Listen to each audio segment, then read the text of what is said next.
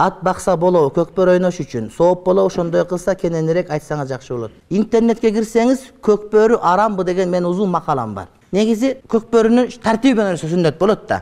Намазды калтырып, энең байтар айтып сөгүнүп атты баш курган болсо, бул жакшы эмес болот, урматтуу бир тууган.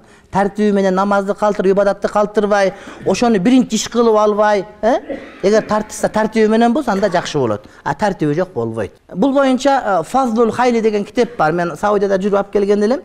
Астында көп нерсе бар. Мисалы үчүн пайгамбар хадисинде келет да, мисалы үчүн кимде ошол өзүнүн атын тарбияласа, же аялы менен сүйлөшүп отурса, бул убакыт ысырап деп эсептелинбейт деген хадистер бар. Анын үстүндө Кур'ан-ы Каримде 5 жерде ат жөнүндө келет.